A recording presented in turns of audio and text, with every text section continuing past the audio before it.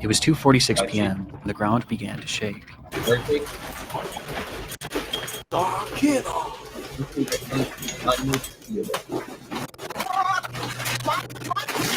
For residents of Anagawa, Japan, earthquakes were nothing new. Come on, yo. But this one Geographer. Come on, bro. Stop playing, man. was different. Anyways.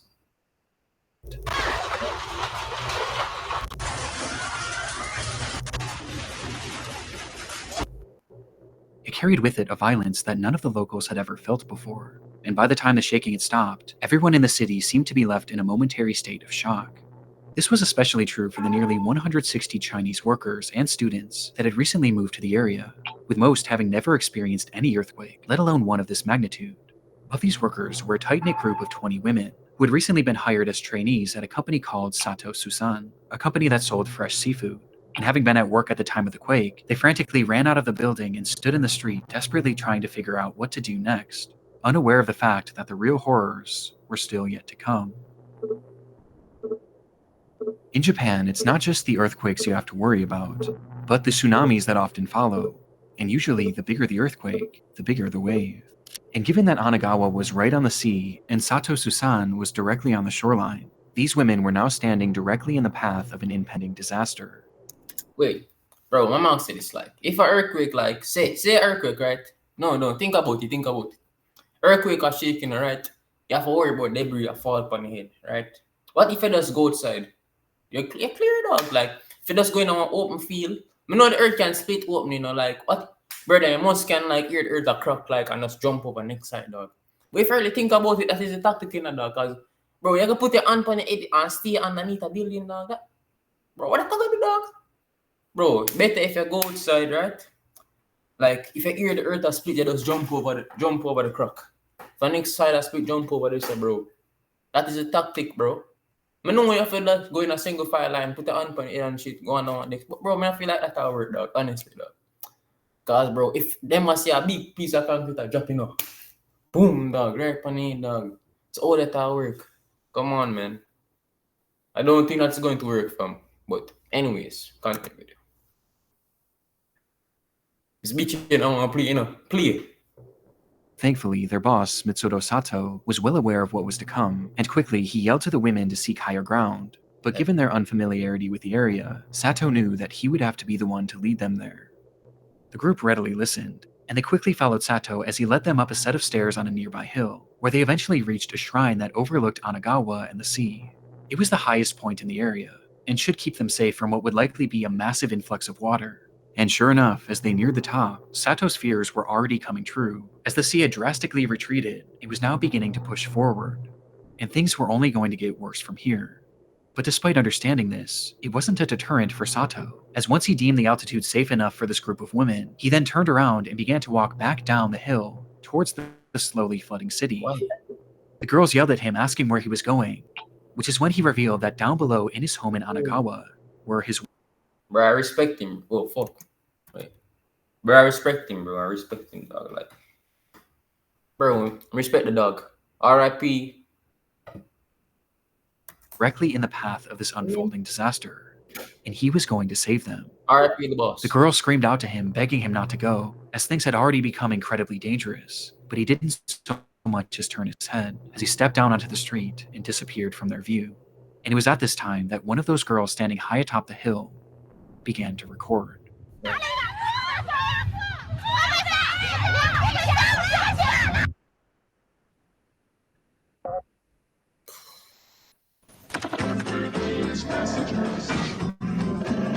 Well, they make everything seem... All my life, family has been super important to me. Is this I love my family, bro? You but got I also me, realize I don't know much about them, at least outside of my immediate family members, and specifically my grandfather, who I never got the chance to meet. And when generations of ancestors that I never Bro, I'm was not just a getting fraction paid, of so what I'm they not were able watching. to find. And all in all, Bro, why do this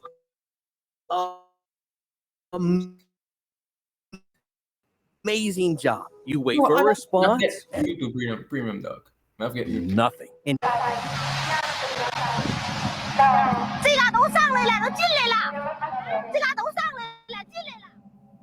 the footage shows that the shoreline was no more, as the water had inundated the entire area as it slowly crept its way deeper and deeper into the city streets. Bro, wait. Bro, I'm not see the tsunami yet. What going? The women were understandably in a panic, trying to make sense of this ordeal that they were now given a front row seat to. And as they record, we can hear them desperately calling out for Sato, but at no point do we see him. We just know that he's down there, somewhere. And as the desperation in their pleas increases, so too does the fury of the water. Bro, literally just start. Look when it's ready. Look when it's here.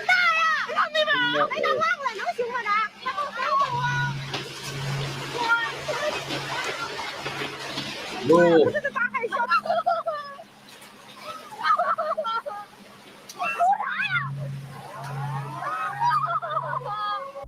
They could only watch as Anagawa as they knew it was completely eviscerated.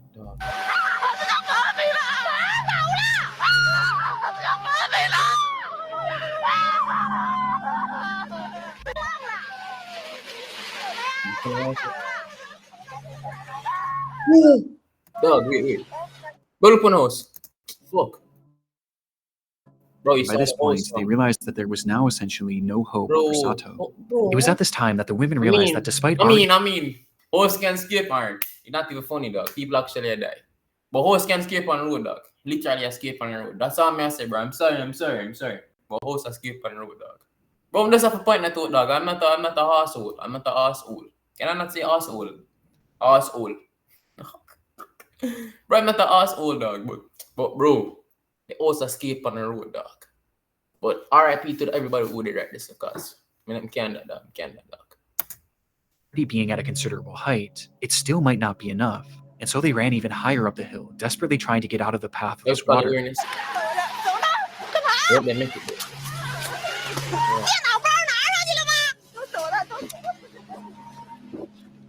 And as they did so, they noticed something down below.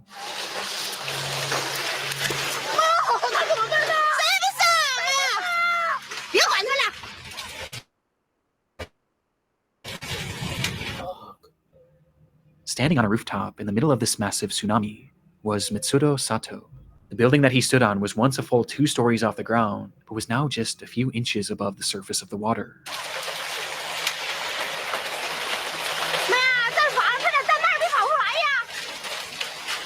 The women again call out to him, this time even more frantically. But at this point, it was no use. And when the camera is taken off Sato for just a split second, we can hear just from the women's reaction the exact moment that he swept away.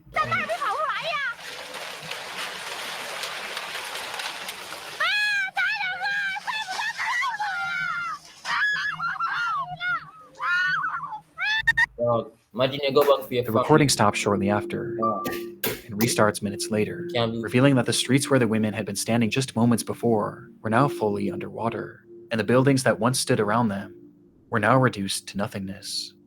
In front of them was a sea of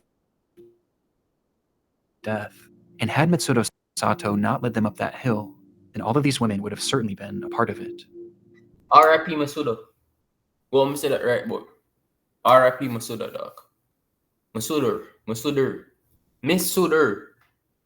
R.I.P. Masuda, bro. The date was March 11th, 2011, a day where Japan had been hit by its most devastating earthquake ever, with it ringing in at a magnitude 9.0, which in turn caused... Bro, I know when hurricane, 5.4, bro, I think lower than that, dog. And, brother, I think like the road split, something like that, dog. Bro, and without panic and shit, dog. But, brother, 9? Dog. Bro, I know I'm that, dog. Earthquake, cause... Brother, remember say earthquake. Remember say tsunami. No, earthquake plus tsunami. So that'll be imagine you alright, say let me tactical analyze the situation right now. Say an earthquake, right? You have to come outside, right? Then tsunami, you have to go back inside, dog. You don't know what happened. You know if the next earthquake will slap you down. Dog. Life scary, bro. Brother, life scary, dog. You never know what will happen, dog. That's why you have to pray now. Never pray this morning, I'm not telling like that, but I pray, man. I pray I'm going to be, dog. Thank you, Lord. caused the nation's worst ever tsunami, as that day, 19,759 people would lose their lives, Bro. Moment of silence. with Mitsudo Sato Can you being one of them. pause? Again- Bro, pause the video. Against all odds, his wife and daughter were not Pause, man. RIP to everybody who died. RIP, guys.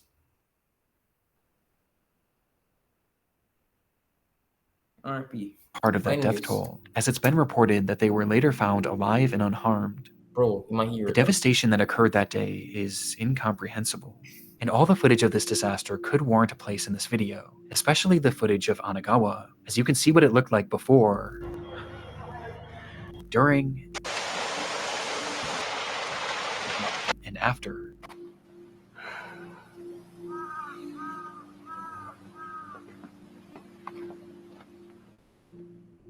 But what I found so interesting about this was all throughout this disaster were stories like Sato's, a man who risked his life to save 20 women that he hardly knew, and a man who gave his life trying to save his family, walking directly into the path of the worst natural disaster in modern Japanese history.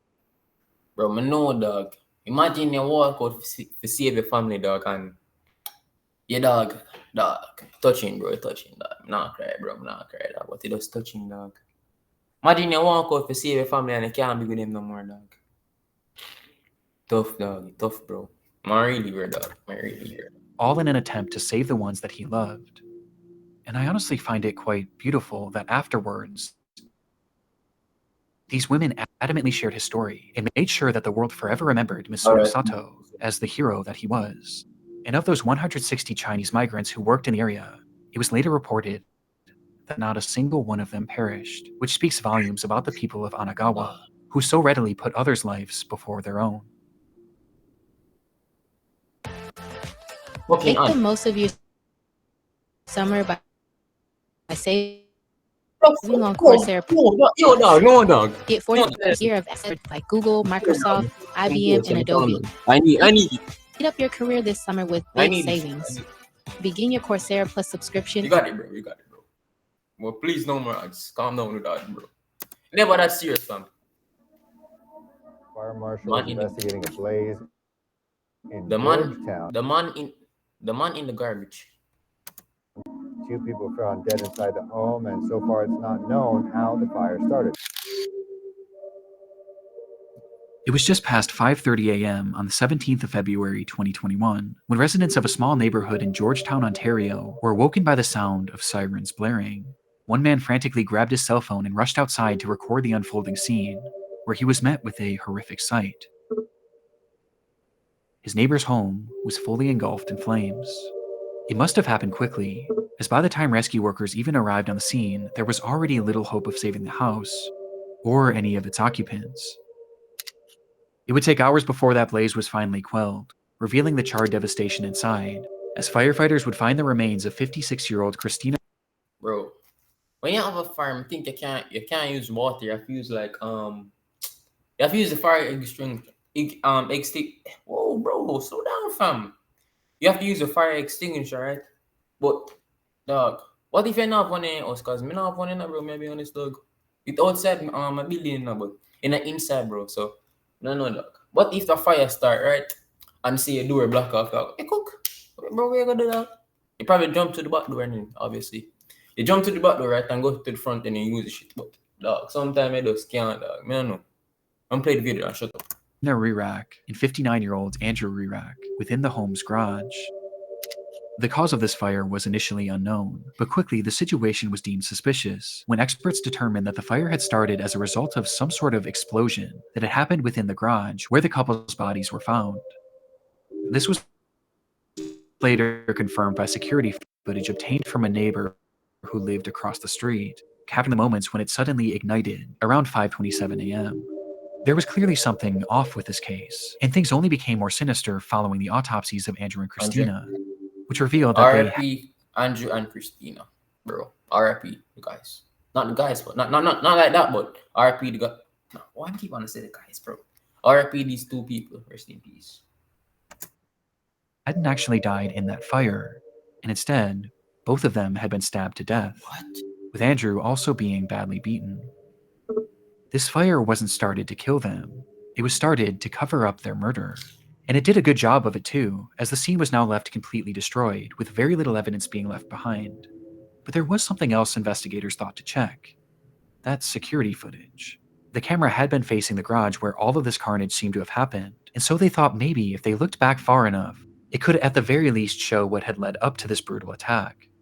And so they rewound that footage, going back hours and hours, during all of which the garage had remained perfectly still, until they got all the way back to 6:42 of the day prior, February 16th.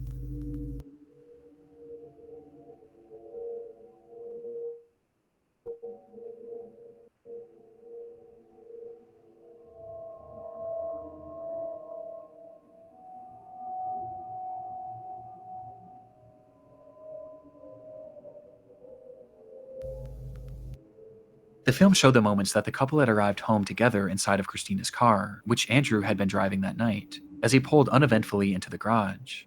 This was the last time this couple was seen alive on camera, which on its own is disturbing enough. But as it turns out, there was something far more unsettling about this footage, Bro, see the steps. as it revealed the fact that Christina and Andrew weren't alone. Mm-hmm.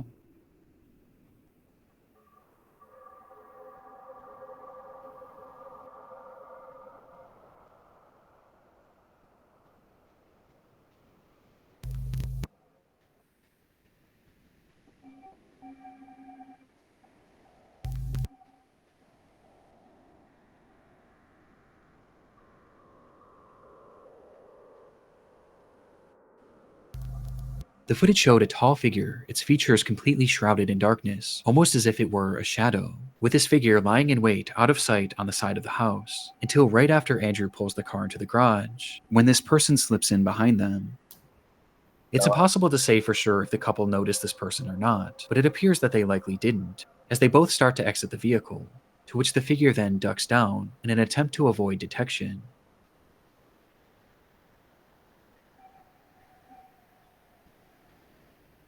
Until the garage door begins to slowly close. Either Bro. Christina or Andrew. Bro, 2021, this is recent, dog. Bro, this recent, bro. How much years? 4 years ago. Or, no, 4 years ago. Where is it, dog? Make out of that garage alive, as just seconds after this footage, they both would be brutally murdered by this unidentified person. No.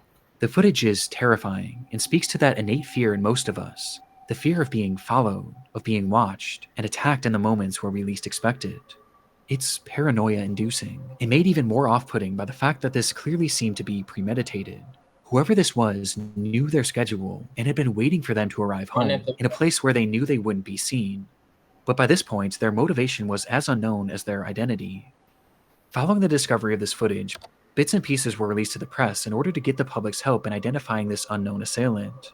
It represented a rare instance of a killer being clearly caught on camera right before committing a crime. But that's also what made this case so frustrating, as despite the video capturing this person, none of their features were discernible at all. Bro, and me make camera quality like bro, like 6K, 4K, 12K, dog. Because, dog, enough time people get away with murder, dog, just because the camera footage trash. Just because the camera footage trash, dog. So, dog, bro, let me make the camera footage like 8K, dog, 4K. Cause, bro, you can barely see nothing. You can barely see shit, dog. Unsurprisingly, the footage didn't bring in any relevant leads, but it at the very least showed investigators that whoever this person was knew the couple, due to its obvious premeditation. Though when looking into both Andrew and Christina, it was clear that neither of them really had any enemies in their life, with the exception of one. Harrison Brown was a 27-year-old employee at a company called Rogue Transportations, of which Christina happened to be the vice president of operations, and during his time there, Harrison was known to be abrasive and combative, with Christina often having to be the one to reprimand him, leading to Harrison resenting her. It isn't clear how police were tipped off about this strained working relationship, but they had somehow grown suspicious enough of Harrison to pay his home a visit, and what they found inside showed that this resentment he had towards Christina had actually morphed into a twisted obsession. Inside, police found satellite images of the Relax home, along with the software on the man's computer and cell phone, that showed that on the 12th of February, he had secretly attached a tracking device to Christina's car. And he had been tracking her movements for days, which is precisely how he knew when she would be arriving home. And as if this revelation wasn't damning enough, they would also find a broken knife in his garage that contained trace amounts of Christina's blood. It was obvious what Harrison had done. And when confronted with this evidence, there was nothing more he could say other than the truth. So he admitted he had grown a hatred for Christina because of the way that she had treated him at work. And he decided that he needed to get his revenge. That's when he purchased this tracking device and began obsessing over her movements, studying them before finding the perfect time and place to strike. And on February 16th, he waited outside the rear ex home and snuck into their garage before attacking and killing them both. After the assault, Harrison would leave the home, where he began to grow paranoid about being caught, and so he returned to the house the very next morning to start that fire, with the hopes being that the blaze would cover up his tracks. Though thankfully, this didn't work, and after pleading guilty to 2 counts of first-degree murder and 1 count of arson, Harrison Brown would be sentenced to life in prison. The opportunities for a cybersecurity professional are near endless. ECPI University Cybersecurity Grant. Officer Foster Dashcam. All 20, I need to roll over TC. I've got an unresponsive female. I got a male in the car. Refusing to get out. It's the eve of Thanksgiving, 2015. Police Officer Patrick Feaster sits in his cruiser parked alongside the road in the town of Paradise, California, waiting for his first action of this uncharacteristically quiet night. His car was facing the direction of a well-known local cantina, which patrons were known to drive away from under the influence. And sure enough, as the clock approached midnight, the calmness around Feaster would be shattered by the sight of a car speeding out of the restaurant's parking lot. Oh, nah, bro.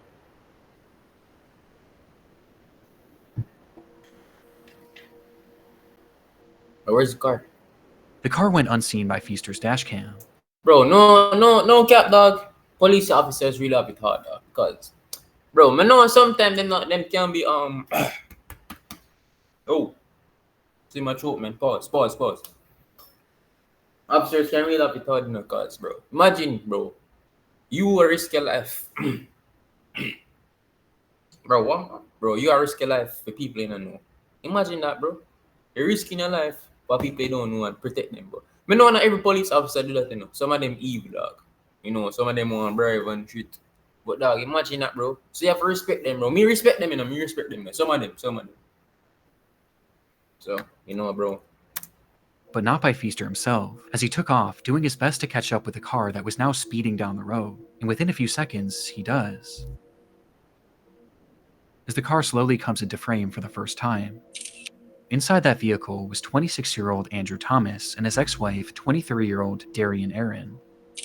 Andrew had been drinking heavily that night and was well over the legal limit, with his driving showing as much as he failed to pull over once Feaster approached him, resulting in a police chase that would only end up lasting just a few seconds.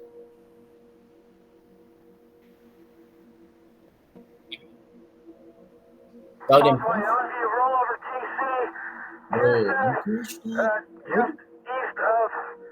of Black Olive.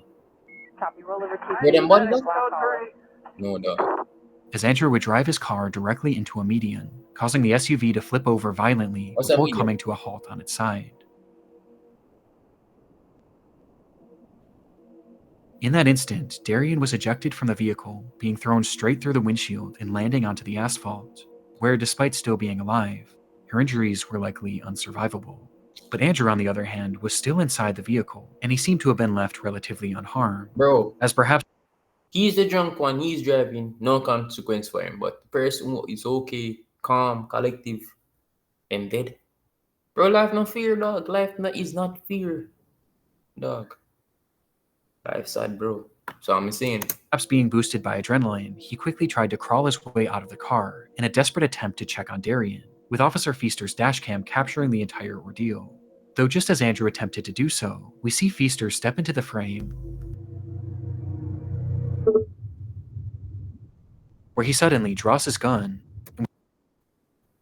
I mean, no. Think about it. This guy is drinking. You don't know if he has a weapon. He's coming out of the car fast, bro. Could have run away high speed, go on a run, dog. So, bro, I kind of understand, bro. Kind of understand, but him drunk still and just crash. You have to give him some leniency. Leniency. Oh, bro. Leniency. What is leniency? Leniency. No, bro, I'm gonna get this word. Fuck it.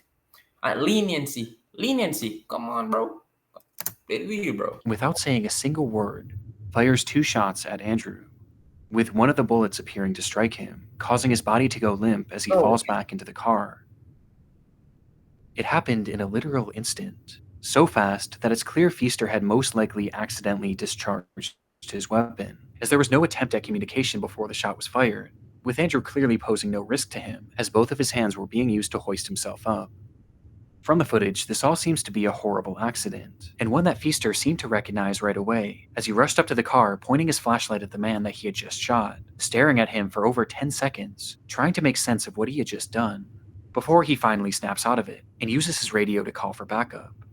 Though this is when this already dark video starts to become much more disturbing.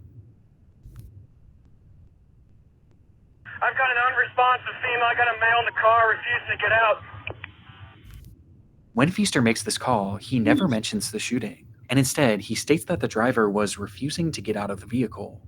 This is then followed by Feaster walking away from the man and pointing his flashlight to the ground, almost as if he was looking for something. Copy. Give your cross on Black Olive. Pearson. Copy. Black Olive and Pearson. With some theorizing that he was looking for his shell casings. Though right then, another officer arrives on the scene and begins to survey the wreckage. Just her? No, there's a male in the car refusing to get out. Bro, Where, again, that don't even make sense, cause them obviously gonna see the bullet hole in the what you call it, ER? Autopsy, in the autopsy room. So it really don't make no sense, dog. But probably shooting at the moment in panic and adrenaline, you not even think straight. But probably that's why I'm shooting, so I don't know if I'm. I don't know about that, dog. I don't know. But dog, L story. Not L story, but L event that happened. Come on, man. Feaster says that Andrew was refusing to get out of the car, making no mention of the fact that he had just shot him. It's clear at this point what Feaster was trying to do. He was trying to cover up his accident, but this suddenly became more difficult when Andrew started to speak. Okay, we got one. He's refusing to get out. Get out of the car, sir. You're not shot, sir. Get out of the car. Andrew Thomas was still alive and had muttered to Feaster that he had been shot, but even to his face, Feaster denies it. Shortly after, Andrew then tries to tell the other cop what had happened. Sir, come out of the car. The car is still on, and I don't want you to get hurt. Yeah, I was right there. I saw it. Did you get shot at the cantina? Who shot you? The cop did not shoot you. But understandably, this other cop wasn't believing him, as surely Feaster would have said something at this point. Bro, And so the minutes start to. why them not like sympathy with him, dog? Cause bro, man, just going on accident, dog. Bro, call the fire department, bro. Make them cut him out. Not cut him out, like cut the car so them can bring him out the car, right? But bro, I really understand, dog, why them a treat him like piece of shit, dog. I know him, bro. I know same crash and him girlfriend probably dead. And I feel him fault, everything. Literally. But dog, come on, bro. Man, just crash, dog. Come on, fam. To pass. And after 5 full minutes, Feaster continues processing the scene like nothing had happened, with the other officer being left to theorize that Andrew must have been seriously injured and was likely in a state of shock, which is why he was making all of these strange claims about being shot. He may be hurt in there. Yeah, I know he is. He's in shock at the very least. From here, the footage cuts, and we're only left with the audio from that same officer's body cam, as he attempts to get more information from Andrew. Sir, I need you to talk to me so I know you're okay. Sir, take a look at me. Did you bump your head? But by this point, he had gone completely silent. Dog, him dead. 10 minutes later, the footage then cuts back on, this time to another officer's body cam, which shows that an ambulance had now finally arrived on the scene, with medics first directing their attention to Darian, who was in the worst shape, as she would tragically be pronounced dead shortly after. But despite all of these first responders on the scene, None of them had any idea that the man inside that vehicle had just been shot, and shot by one of their colleagues. And in these moments, Andrew was slowly losing his life as each minute passed. It would take 11 full minutes before Feaster finally confessed. Sir, you hold this scene, Manny, with me. We're going over to the canteen to find out if this guy.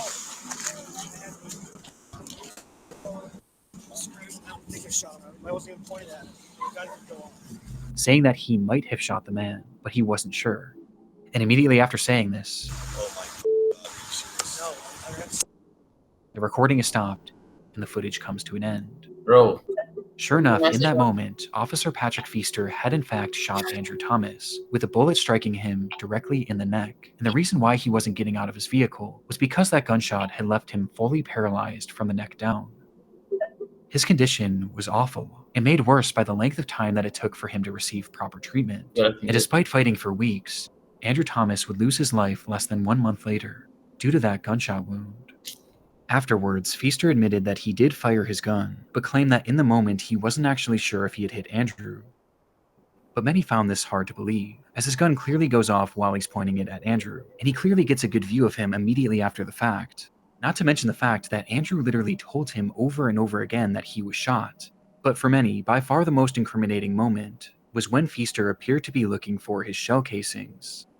And because of his actions, Officer Patrick Feaster would be found guilty of manslaughter and receive a prison sentence of 180 days. A decision that was heavily contested but ultimately upheld. no. And while no Bro, I not fully agree. Feel like him deserve like some years.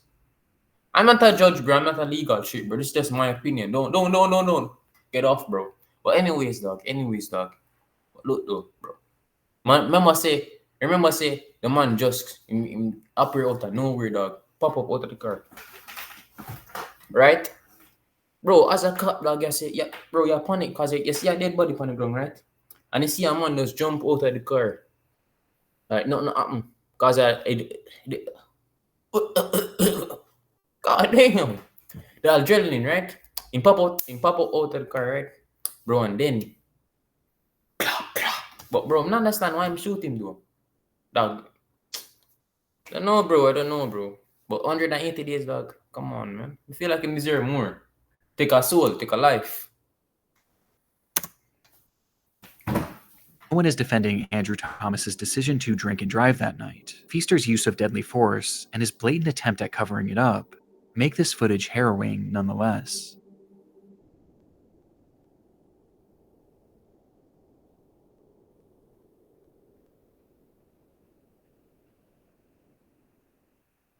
Okay, if there's one AI site builder you need to meet, it's this dope tech from Wix. Now this whole flow conversation, so you're Do this for real, bro. I don't got no problem with giving back, man. I'm the only one out there with a show that's actually Young giving back. QC giving back. Alright. And I got proof to show it. It's May 2013. 23-year-old Quamaine Wilson arrives at his local bank in Chicago, Illinois, to deposit $20,000 cash, which he planned on giving out to groups of his most adoring fans. Man, about to go get this $1,000 out for the fans, man. Really, I'm gonna take out 20,000, man. Just to show people, you feel me? I'm on a whole different level with this. To this point, Quamaine had carved out a respectable following on his YouTube channel, where he acted in a series called The Nick Story. One more word out your mouth, and that's your last. It's your life. I'm gonna take it myself and put it in my graveyard with the rest of them. Along with posting music he made under the name Young QC. But not until she's I know she will. I'm gonna get you. Based on his viewership alone, his success was apparent, and he wasn't shy about showing off the wealth that he claimed to have accrued as a result of it, posting photos and videos of himself flaunting large amounts of cash across his social media pages. But this video was by far his most boastful yet, as he would take that $20,000 and throw it into the air for all of his fans to fight over.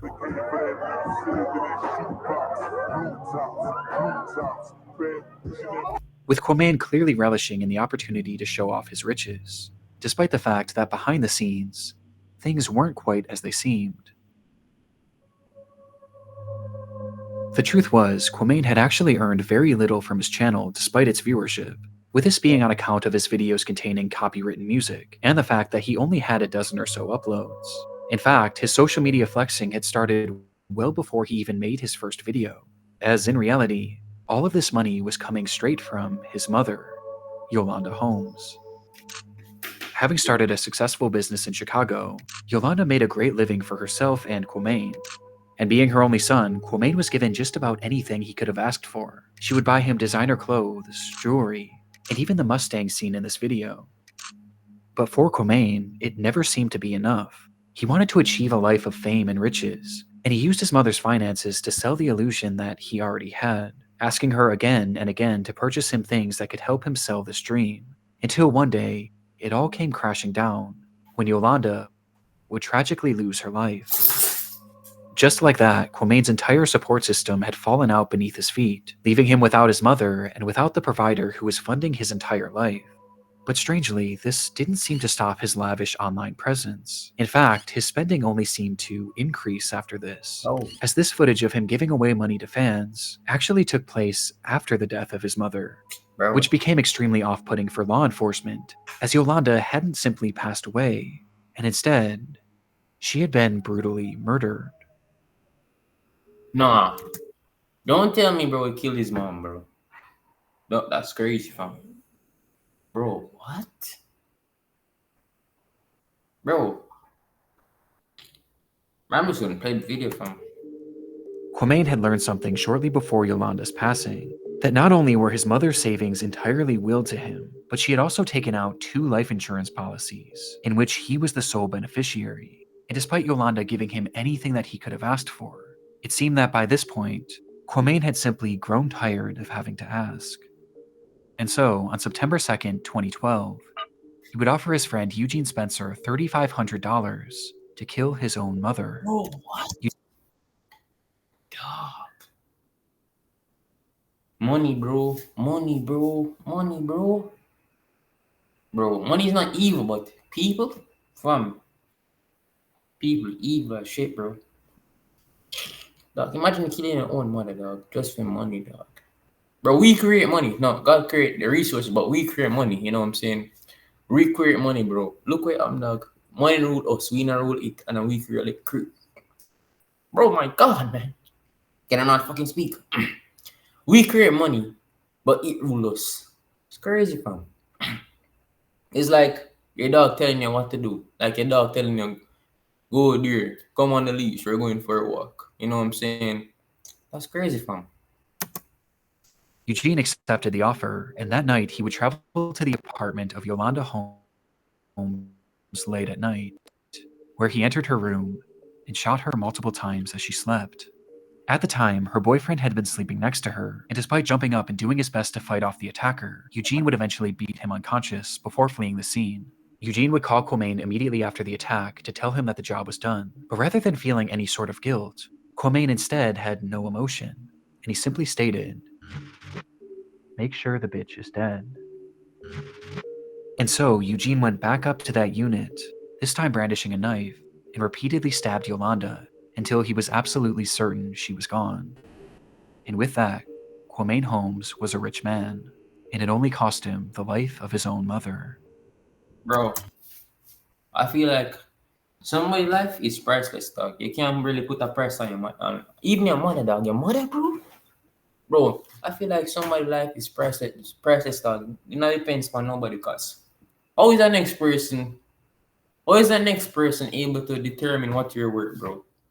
That's crazy to me, bro. I don't feel like a person could should be able to define how much you're worth. You know, obviously I have network on them somewhere, but you can't put a price on a human life. You can, but you know me. Come on, guys. But anyways, bro, I feel like you can't put a price on a human life, dog. But for a moment, the crime had worked perfectly. The police were left with no concrete leads as to who might have killed Yolanda, and the public largely believed that it was her boyfriend, whom Eugene had knocked unconscious. But no one even thought to look at Quamain, and recognizing that he was in the clear, his behavior grew brazen almost immediately. Quamain Wilson lost his mother to gun violence on November 14th. My mother, she was a neighborhood woman. a guy entered a home, and murdered her, just to steal. As he went on TV to talk about his mother's murder, where he peddled the theory to the public that this was some sort of botched robbery. All the while, he showed no emotion. He wouldn't even wait a full week before depositing the money, as he took out $90,000 within just the first few days, and immediately began showing it off to his followers. And in this footage where he gave away that $20,000, throwing it 90,000. Wait. Bro, that's a lot of money, bro. Damn. Bro, 90,000. That's like one more thousand, then you have 100,000, bro. That's like paying a rent. Say your rent costs $100, bro. You're paying the rent for 100 years, right? Yeah, 100,000 is 100. Yeah. Why am I complicating this shit, bro? Yeah, bro. Crazy fun. into the air as if it meant nothing to him. Every cent of that had come from the death of his own mother, a death in which he was entirely responsible for. It would take over a full year for Quamain and Eugene to be caught, with police largely being tipped off by his online antics. And in the end, Eugene was given a 100-year prison sentence, while Quamain received 99 years, with his legacy now permanently defined by his creation of one of YouTube's darkest videos.